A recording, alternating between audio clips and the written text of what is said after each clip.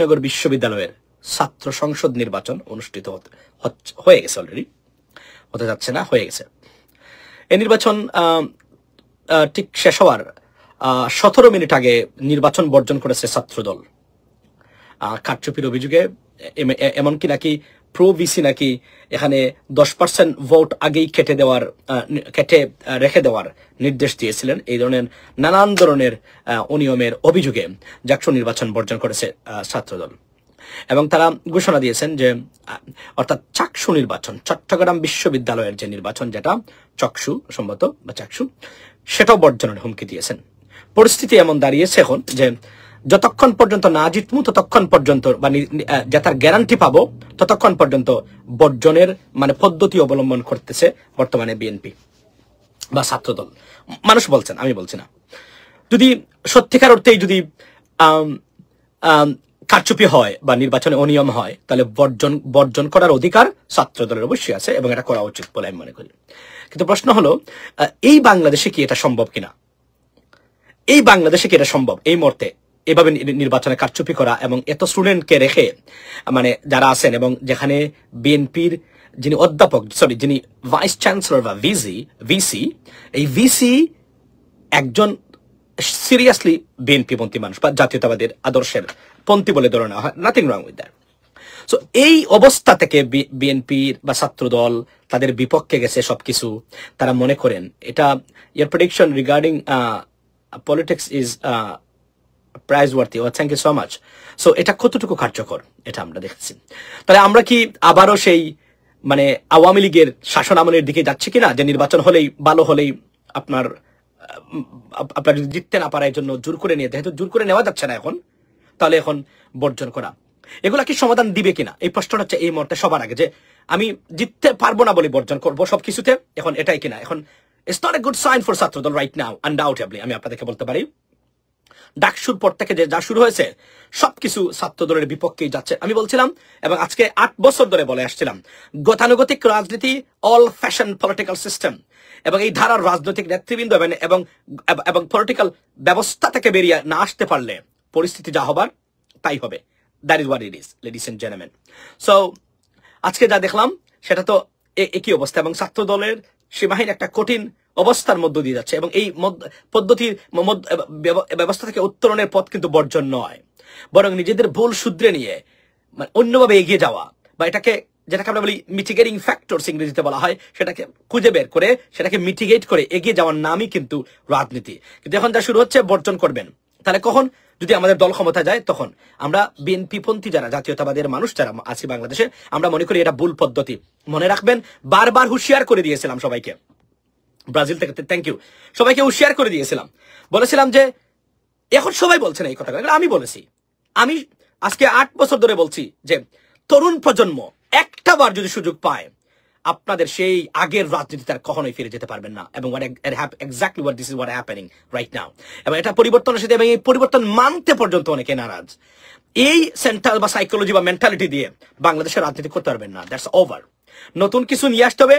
মানুষ fed up, sick of that failed dysfunctional political system and speeches and rhetoric slogans so on. মানুষ fed up, sick of it. It's not gonna work anymore, ladies and gentlemen. এবং এটাই সবচেয়ে বড় সমস্যা আমাদের, যেটা হচ্ছে ভার্সাটাইল পলিটিক্যাল ফিগার্স বা সত্যিকার অর্থে ইন্টেলেকচুয়াল নেতৃত্বের মারাত্মক অভাব বলে আজকে আমাদের এই পরিস্থিতির সৃষ্টি হচ্ছে। আমি হুঁশিয়ার করে দিতে চাই, আমরা দেশের জন্য অনেক, এই যে এখনো বসছে এসে মনে করবেন না, অনেকগুলা জিনিস এই ব্রেকের মধ্যে অনেক নিজের ব্যক্তিগত কাজ রেখে এখানে আসছি। খাওয়া দাওয়াতে গেলে লেট হয়, অনেক সময় খাওয়া যায় না লাইফ টাইম করতে গেলে, অনেক সময় বাচ্চাকে আনতে লেট হয়, এগুলো অনেক ধরনের দৌড়ের উপরে আমরা থাকি। কিন্তু আমরা বলছি যে আমরা চাই, আমি বারবার যে বলি না যে ভোট খালি দিবেন, এবং ভোট দেওয়ার নিশ্চয়তাটা, আপনি আওয়ামী লীগ করেন ভাই, আপনি বঙ্গবন্ধুর সৈনিক, নাথিং রং উইথ দ্যাট। আপনি শহীদ প্রেসিডেন্ট জিয়াউর রহমানের সৈনিক, নাথিং রং উইথ দ্যাট। আপনি জামায়াত করেন, শিবির করেন, নাথিং রং উইথ দ্যাট। তবে বামপন্থী টন্থী এগুলোর বিষয়ে আমার সমস্যা আছে, কারণ এরা বাংলাদেশের রাজনীতি করে না বাই দ্য ওয়ে। তো প্রশ্ন হলো, যদি আপনি সত্যিকার অর্থে আপনি দেখতে চান বাংলাদেশ, দেখেন ডাকসুতে নির্বাচনের পরাজয়ের পরে বিএনপির অনেকের চেহারা পাল্টে গেছে, এবং অনেকের যারা ওই অর্থে যারা ধরেন কোনো কিছু মানতে চান না, বুঝেছেন যে এভাবে কাজ হবে না। এটাই হলো পিপলস পাওয়ার। এই পিপলস পাওয়ারটা শেখ হাসিনা কুক্ষিগত করে রেখেছিল 17 বছর, আপনাদেরকে দেয় নাই সে। এটা পাওয়ার আপনারা এক্সারসাইজ করতে পারেন নাই, যেটা এজন্য আমি বলেছি গড়ে গড়ে লাঠি বানিয়ে রাখবেন। প্রয়োজনে লাঠি বানানোর টাকা না থাকলে আমাকে বলবেন, আই উইল স্পন্সর ইট। মানে লাঠি বানানোর টাকা কেন?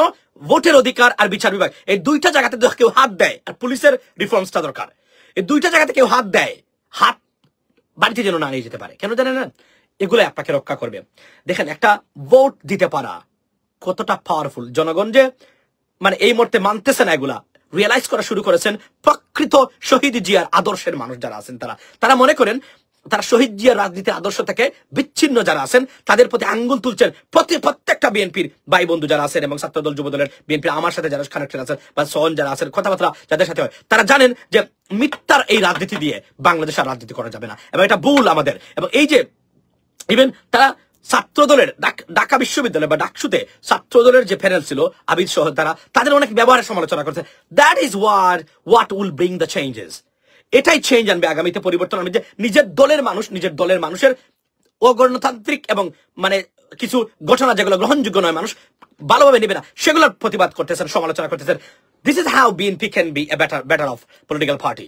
বাট এটাকে অস্বীকার করে নিয়ে আমি দেখলাম যে নিপুণ রায় উনি বলছেন যে আপনার এই যে মানে ওই যে তার নামটা কি, যে একটা ছেলে কি রায় কি তার নাম, ওই যে খুব বেয়াদবি করেছে, তার নামটা কি, ছাত্রদলের কিসের সাথে, অধ্যাপকের সাথে।